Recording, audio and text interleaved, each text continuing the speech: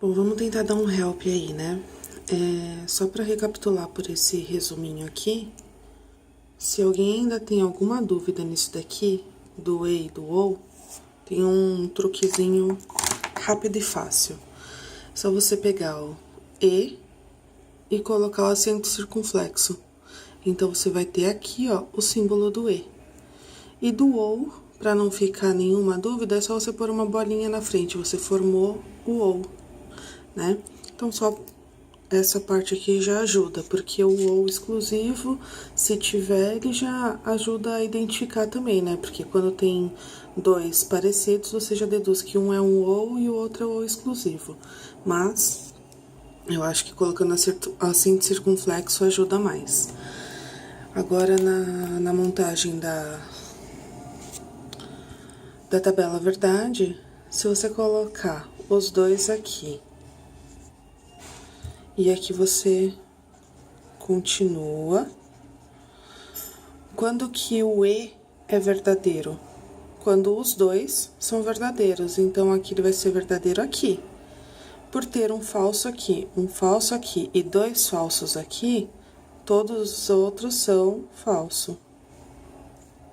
Certo? Então, essa parte aqui precisa estar muito clara para todo mundo, até para negação também. No caso do OU, colocando aqui.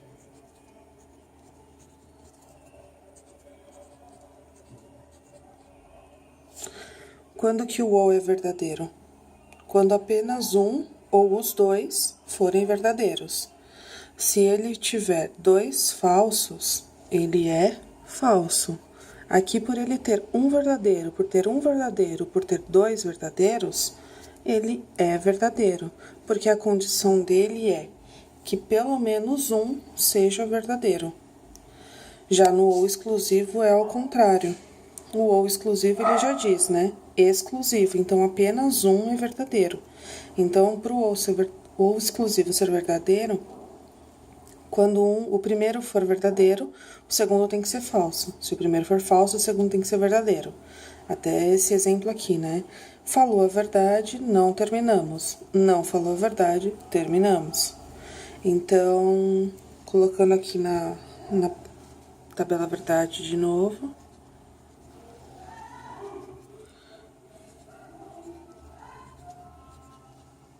Então, aqui, verdadeiro com verdadeiro, então dá falso. Escrever olhando pela câmera não é fácil, viu? Verdadeiro com falso, verdadeiro. Falso com verdadeiro, verdadeiro. Falso com falso, falso. Aí, agora, com relação a isso, dá pra fazer recapitular como que é a negação. No caso do E, ele tem apenas um verdadeiro, então ele tem 3 casos em que ele pode ser falso. Então, como que a gente nega isso daqui? P, E, Q. Na negação, você vai colocar aqui, ó, ou o Q é falso, ou o P é falso, ou os dois são falsos. Então, como você coloca isso? Não P ou não Q. Por quê? Como ele é um ou, ele admite que um ou os dois, né, sejam verdadeiros, tá vendo? Então, ele dá todas essas possibilidades aqui.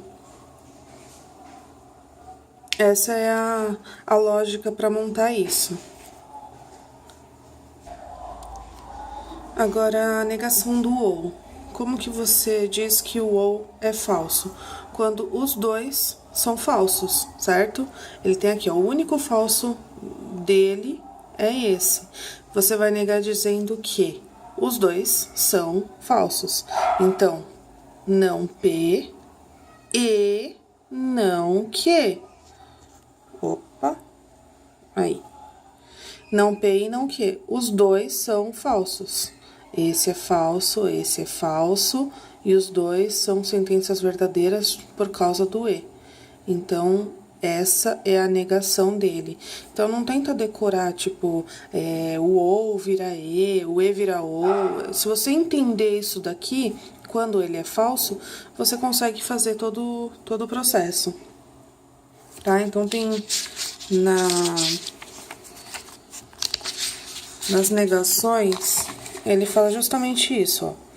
Negar o e é o mesmo que dizer que um ou os dois são falsos. Negar o ou é o mesmo que dizer que os dois são falsos. Negar a condicional é dizer que o primeiro é verdadeiro e o segundo é falso. Não sei se... Esse aqui é interessante também, né? O da condicional.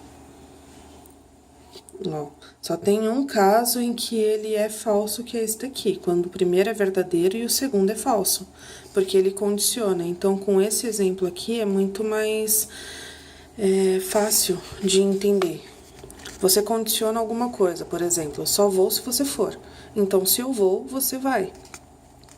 Então, colocando aqui todas as possibilidades na tabela verdade. Verdadeiro, verdadeiro, falso, falso. Verdadeiro, falso, verdadeiro, falso. Então, se eu vou, você vai. Verdadeiro, verdadeiro.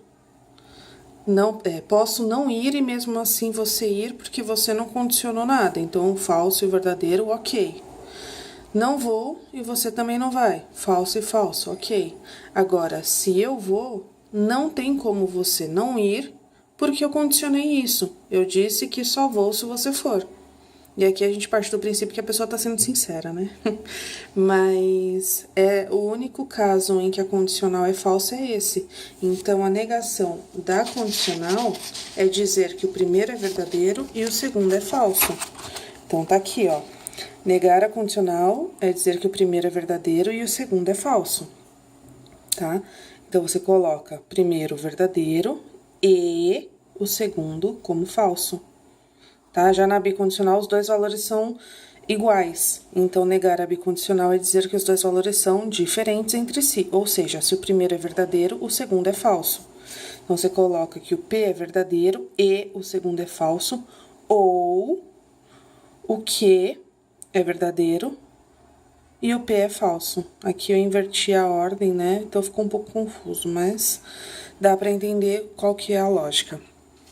E só se alguém ainda tem alguma dúvida na montagem da tabela verdade, você preenche todas as letras.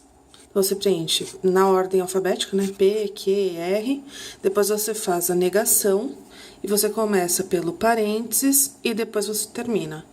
E você preenche metade dos quadrantes, se tiverem 4, se tiverem 8, você vai preencher sempre metade com verdadeiro e a outra metade com falso.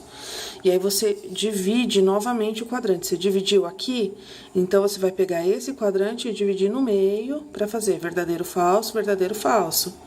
E aí, como você dividiu esse quadrante aqui, você vai dividir de novo na outra coluna.